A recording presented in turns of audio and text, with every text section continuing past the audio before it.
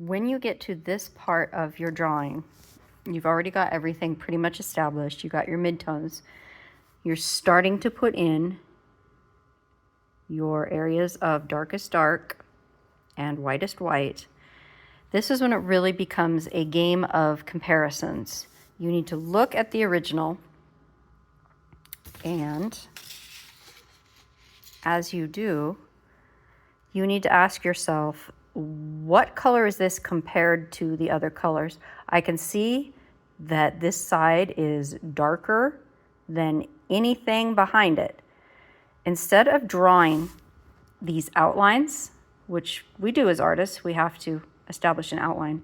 By the time you're done, you don't want this outline to exist anymore.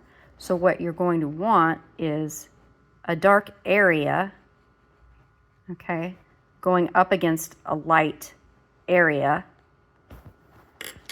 And the outline, if you do this right and you get the values exact, you will not have an outline when you're finished. You'll just have the edge.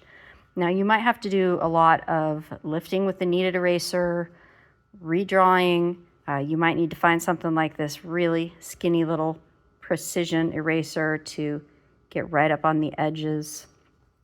Also, a conventional pencil eraser, especially if it's new and it's still got that square edge, works really well for that. So we're just going to keep erasing and reapplying the graphite until we get everything right. And again, we just need to look and compare tones. So the dark side of the pears is always much darker than the background. The highlights are definitely much lighter than the background. This tone is going to be 1, maybe 2 shades lighter than this tone, right? So it's all going to be comparison. When we get to things like highlights, this might not be completely pure white, but it's very close. This is maybe a little bit lighter. The highlights on the tablecloth are not as white, so they're going to be toned down just a little bit.